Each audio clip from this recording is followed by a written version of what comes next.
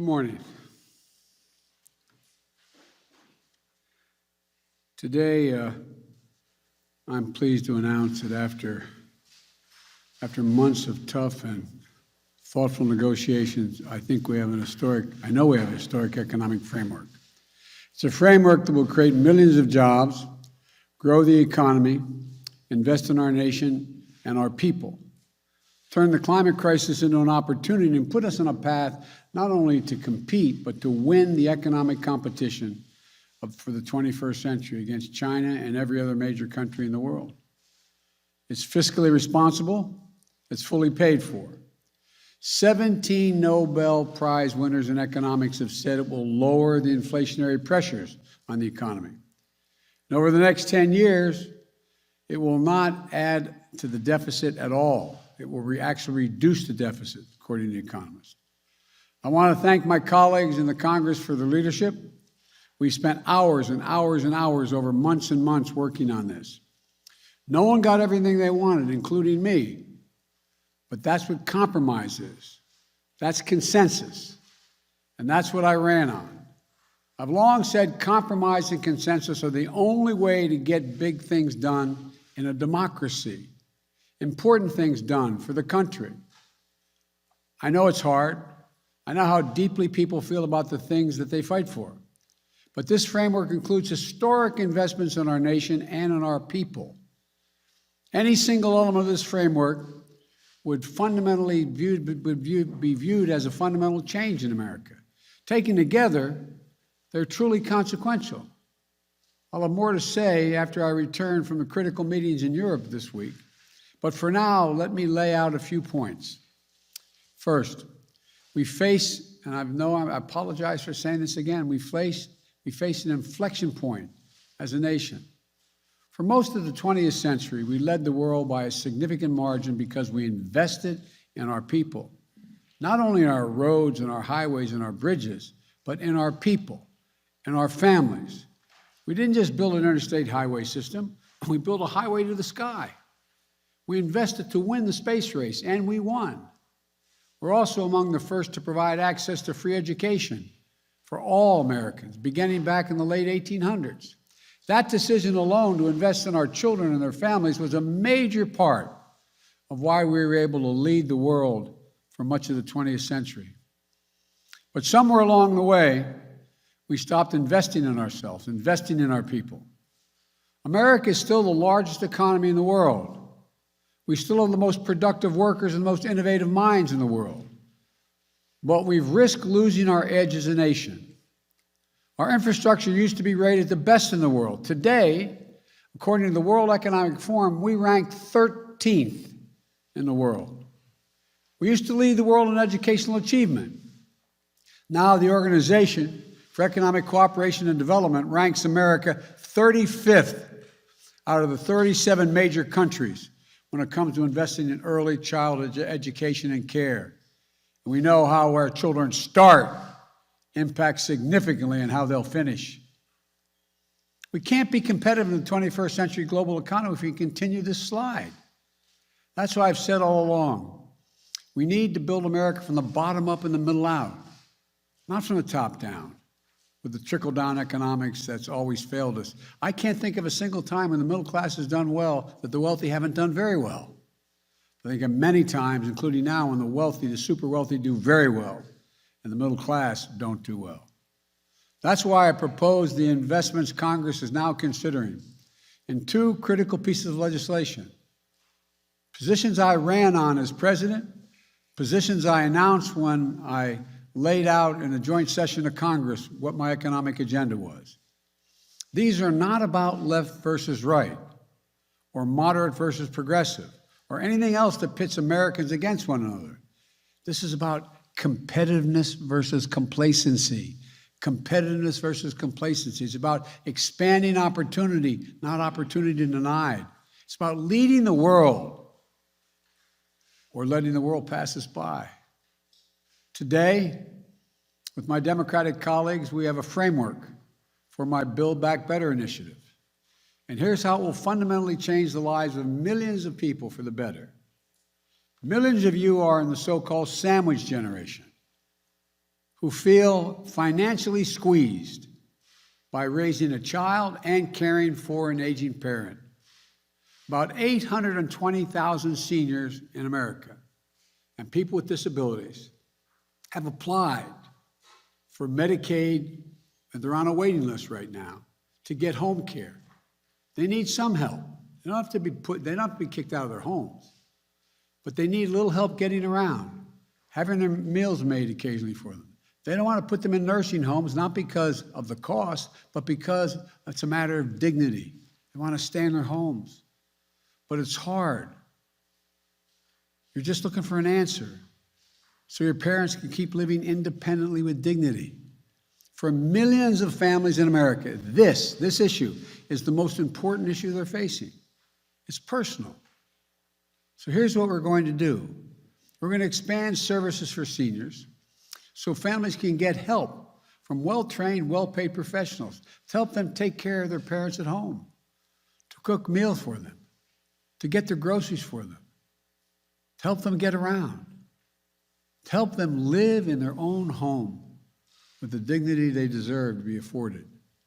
Quite frankly, what we found is that this is more popular or as popular as anything else we're proposing because the American people understand the need. It's a matter of dignity and pride for our parents. 30 years ago, we ranked number 7 among the advanced economies in the world as a share of women working. You know where we are today? We ranked 23rd. 23rd. 7 to 23. Once again, our competitors are investing, and we're standing still. Today, there are nearly 2 million women in America not working today simply because they can't afford childcare. Typical family spends about $11,000 a year on childcare. Some states, it's $14,500 a year per child. We're going to make sure nearly all families earning less than $300,000 a year will pay no more than 7% of their income for childcare. And for a family making $100,000 a year, that will save them more than $5,000 on childcare. This is a fundamental game changer for families and for our economy, as more parents, especially women, can get back to work and work in the workforce. I'm looking at a lot of significant press people in front of me. A lot of them are working mothers. They know what it costs. I remember when I got to the Senate, I lost my wife and daughter in an accident, my 2 boys. I started commuting 250 miles a day because I had my mom and my dad and my brother and my sister to help me take care of my kids because I couldn't afford childcare, and I was getting a serious salary, $42,000 a year.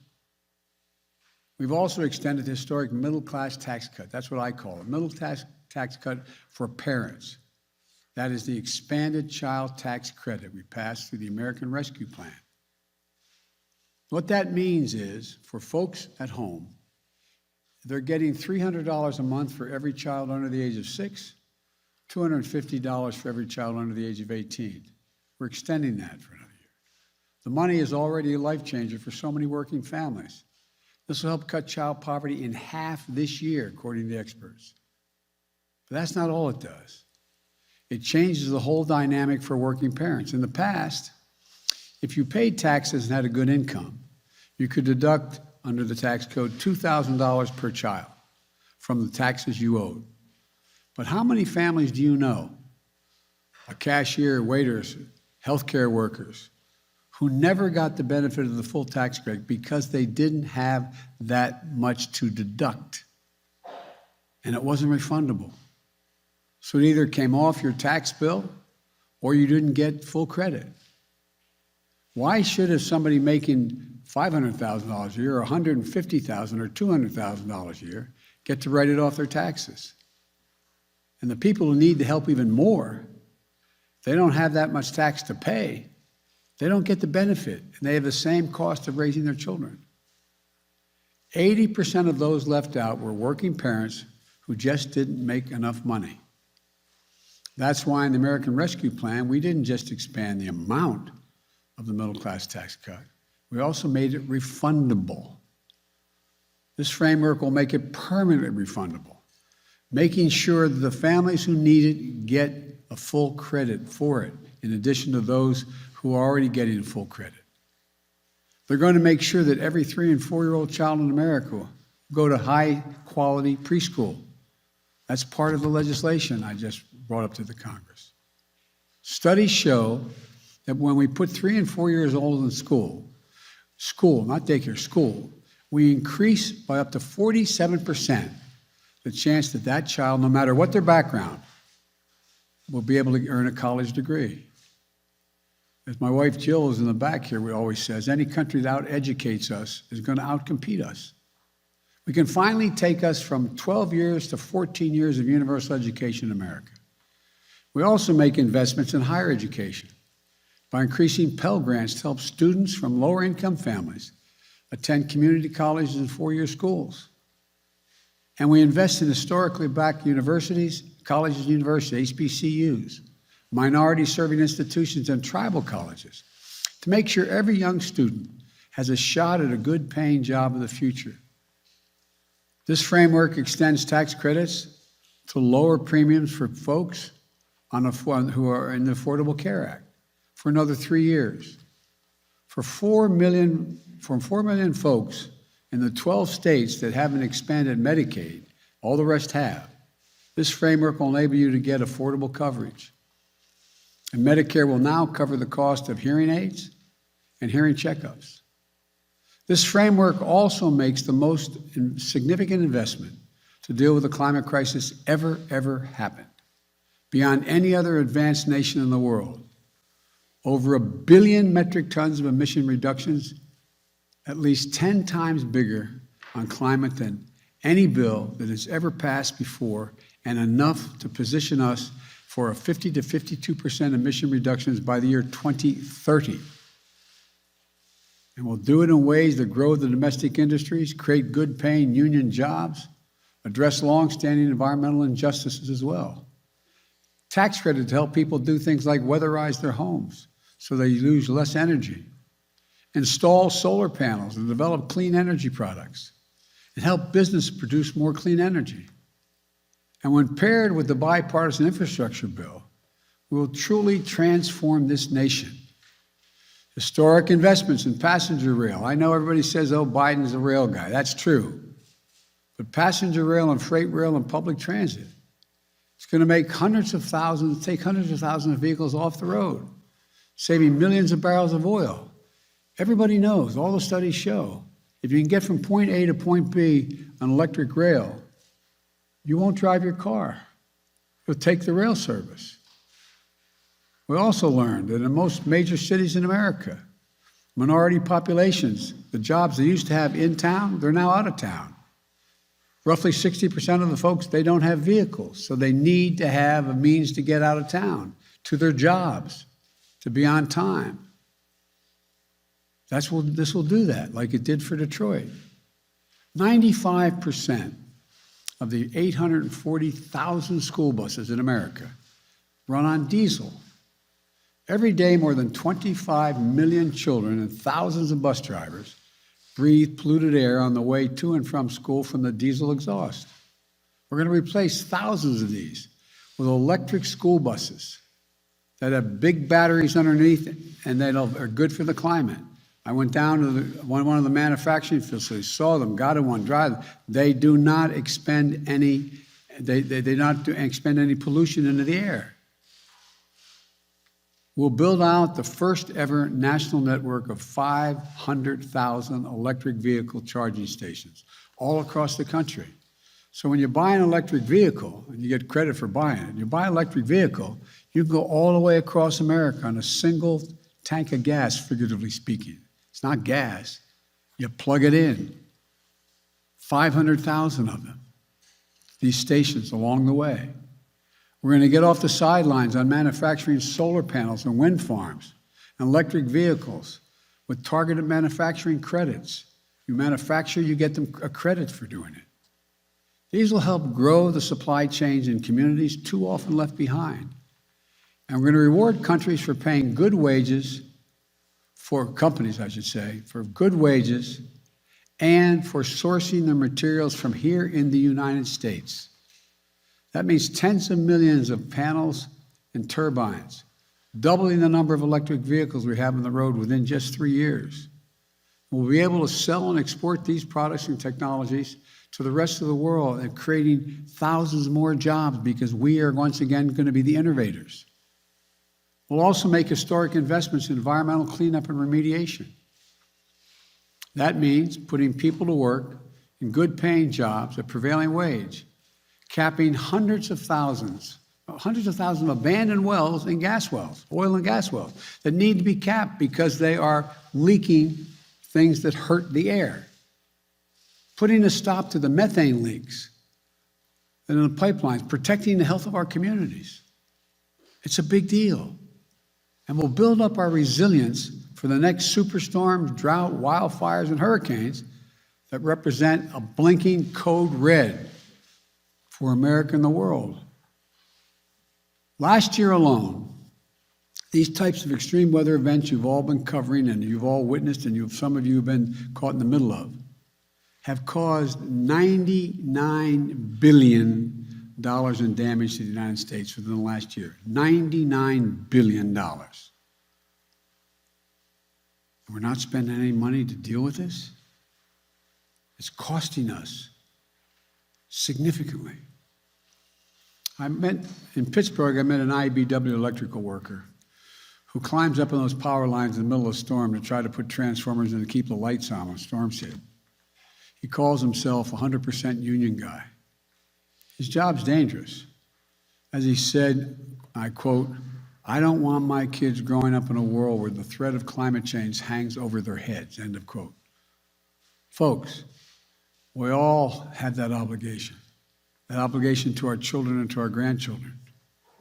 The bipartisan infrastructure bill is also the most significant investment since we built the interstate highway system and won the space race decades ago. This is about rebuilding the arteries of our economy. Across the country now, there are 45,000 bridges and 173,000 miles of roads that are in poor condition.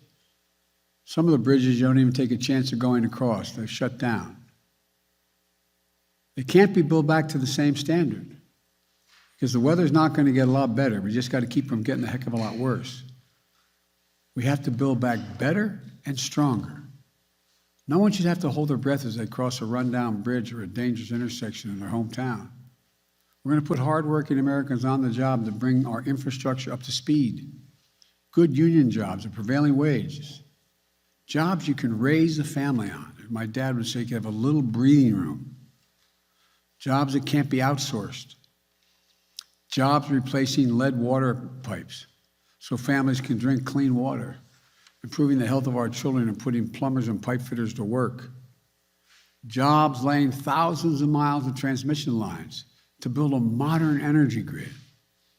Jobs making a high-speed internet affordable and available everywhere in rural and urban America, particularly including the 35% of rural America that goes without it right now. This pandemic has made clear the need for affordable and available high-speed internet. The idea of a parent having to put their kids in a car for virtual learning, drive and sit in a McDonald's parking lot so their child can access the internet when school is taught virtually is not only unnecessary, it's just wrong. It's wrong. As I said before, these plans are fiscally responsible. They are fully paid for.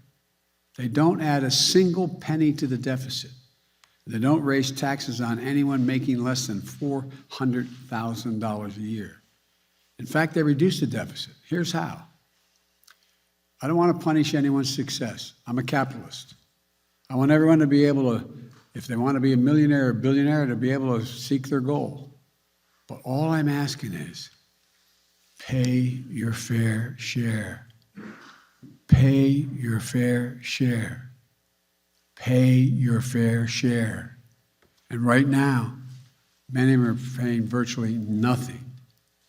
Last year, the 55 most profitable corporations in America, 55 of them, paid zero in federal income tax on about $40 billion in profit. If they report big profits to their shareholders, They should be paying taxes. It's that simple. That's why the Build Back Better framework will have a 15% minimum on the largest corporations, a minimum tax of 15%.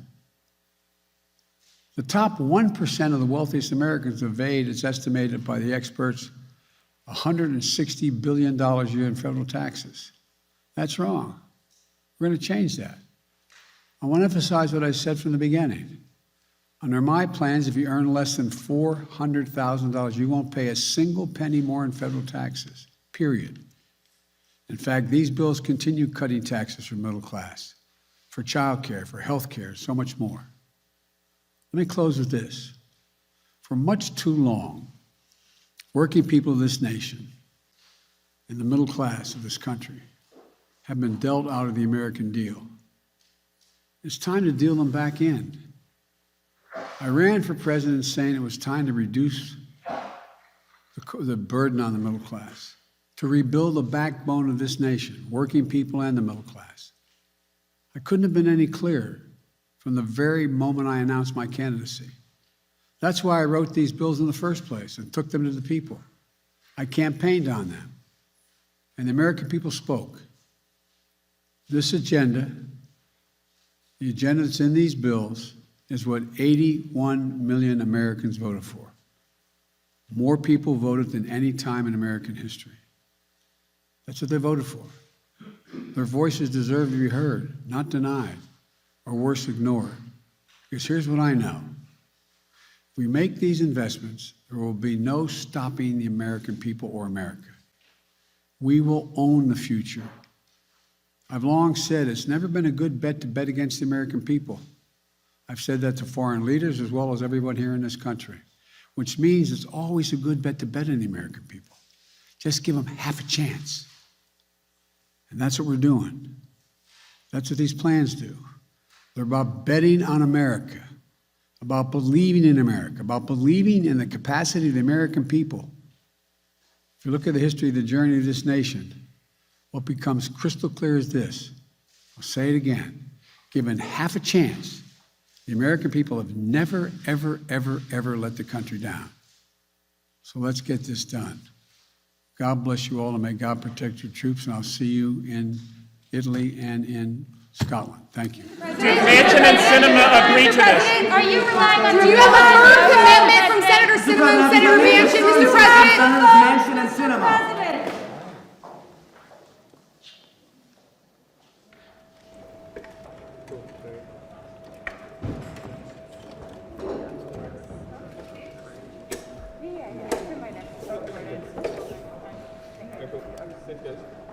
Good.